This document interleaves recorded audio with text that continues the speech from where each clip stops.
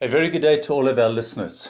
This is Abraham Foss of For Your Good Ministries International. Today we're going to continue on the series we've been teaching on for quite some while now. We've entitled this series, There's Only One. I really trust today we'll lend an acute ear to that I'm going to share today. Because no doubt I'll be sharing something that for many might even be a little bit confusing and even may raise questions as to why would I do that? And so I've entitled today's teaching, There's Only One Way to Set Your Oppressor, the one who's done you wrong, who may have abused you and or hurt you, free.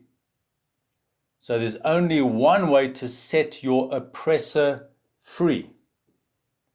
Immediately as I say that, no doubt many are asking the question, well, hang on, if someone's hurt me, surely I need to get even with them. Justice must prevail. They've done me wrong. They are not due being set free. They should live with the guilt and the shame. In fact, I should name and perhaps shame them for the perpetration that they did toward me and to others dear to me. And I should not have a heart's desire to set them free. But when we think of the primary example, the person of Jesus Christ, who will always be our go-to in any matter, in any decision, and in any conduct, whatever Jesus did was for the benefit of others. Jesus did not exist for his self-gain. In fact, Jesus set me free, and I was the one who was the perpetrator against him before I found Jesus Christ. So the heart of Jesus Christ was to set me, the oppressor, the wrongdoer, the one far removed from God, and even the one who may have hurt people or had people hurt me through the course of my life. So Jesus always lived in perpetual forgiveness towards mankind. That, if you like, kept Jesus free of being contaminated by the wrongdoings of mankind, inviting for himself the opportunity to take offense, because he lived perpetually with a heart of forgiveness towards mankind. So if my heart is a heart of forgiveness extended towards mankind at all times, in spite of what man may do to me, that's going to keep me free. Now that's wonderful. There's great benefit in that. But the heart of God is not only to keep me free from the prospect of being hurt or damaged by the one who's doing wrong to me, but actually to set the oppressor free. That's the heart of God. The heart of God is to set others free, in spite of them hurting or abusing or incurring a malpractice or a wrong or a hurt or an abuse. Whatever it might be, my heart, being like the heart of God, should be one that desires, above me being set free, to set my oppressor free. So how do I do that?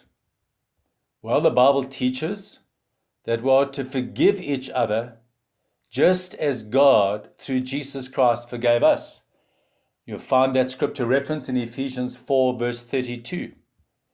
Colossians 3, verse 13, it says, Therefore, as the elect of God, holy and beloved, put on tender mercies, kindness, humility, meekness, and long-suffering, bearing with one another and forgiving one another.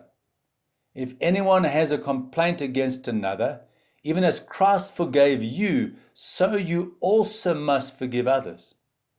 But above all else, this is how we will arrive at a heart to forgive. But above all else, or above all these things, put on love. Love means I exist for the benefit of another, to release another, to set another free, to convey advantage toward another party. And in that scripture, it says that love is the bond of perfection. In Luke 6, verse 37 and 38, it says, Judge not, and you shall not be judged. Of course, not by God. God judged Jesus Christ at the cross, but that others don't judge us. Condemn not, and you shall not be condemned. Forgive, and you will be forgiven. Give, and it will be given to you. Good measure, pressed down, shaken together, and running over, will men put into your bosom. For the same measure that you use, it will be measured back to you. So if I render or extend forgiveness, that measure that I render or extend as forgiveness will be returned to me. In Matthew chapter 18, Peter says this when Jesus is speaking and training his disciples. Says, then Peter came to Jesus and said, Lord, how often shall my brother sin against me, and I forgive him? And Peter thought he was magnanimous. He said, shall I do so up to 7 times? And Jesus replied or said to Peter, I do not say to you up to 7 times, but rather up to 77 times per day. Of course, Jesus is not saying we must keep record or count. 77 times per day represents the perfect number. Do so perpetually. Whenever your brother asks you to forgive him immediately and quickly so that you may set him free. So my heart of forgiveness extended towards man keeps me avoiding offense or hurt or harm, overcoming, impacting or influence me adversely. So like Jesus, as I said earlier, always has a heart of forgiveness towards mankind. His heart is to set me free. So to set me free, he forgave me. I, as I said earlier, having his heart, want to set another free, the one who did me wrong, who hurt me, who abused me. Maybe it was an absent father or mother. Maybe there was some abuse, some hardship that was painful. The way I remove that pain and disallow it to impact me is I live with a heart of perpetual forgiveness towards the perpetrator. But the heart of God is this, friends, and this may be big to say.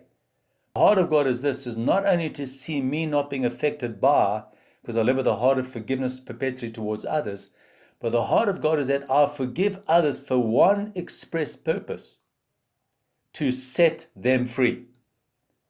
We don't want to see people overcome by the enemy, by the abuse or the wrong that they did. We want to see them set free.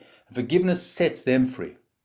I want to encourage, you may have a father, a mother, a friend, a brother, a sister, someone in your sphere of influence as you sojourn this road called life, who has hurt you.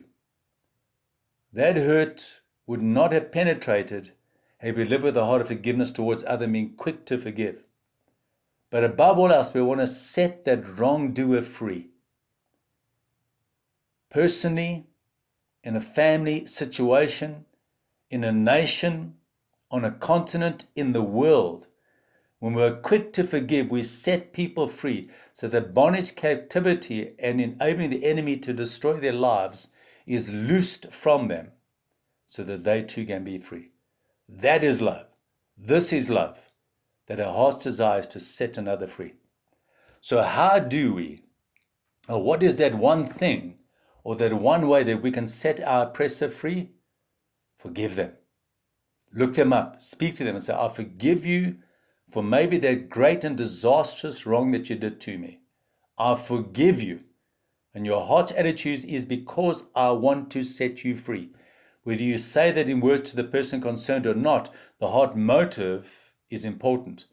I desire to see you set free from the great abuse or wrong that you did to me.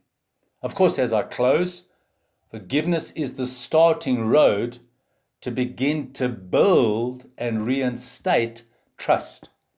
Forgiveness doesn't translate to immediate, I now trust you. I need to see fruits of my extended forgiveness to you, changing or transforming you into a trustworthy person. So I'll extend my trust one increment at a time towards you so there will be no more need for you to hurt so that I won't need to re-forgive. So to forgive doesn't mean I now trust you. It takes you to the starting line where we can begin to walk a road, maybe over months or years or even decades, or maybe we never arrive at trusting. But at least we're given the opportunity that we can trust over time. Be quick to forgive to set others free. Live in forgiveness in your heart so that hurt and wrongdoing toward you can never penetrate you, that you can never ingest it, for like a cancer it will destroy you and harm you and compromise your future. God bless as you live in forgiveness towards others, and God bless as you forgive your oppressor with a heart's motive and intent to set them free. So this is Abraham Foss saying farewell, God bless. Look us up on foryourgood.net. Send us an email, we'll gladly respond. Until next time, a blessed week to every listener.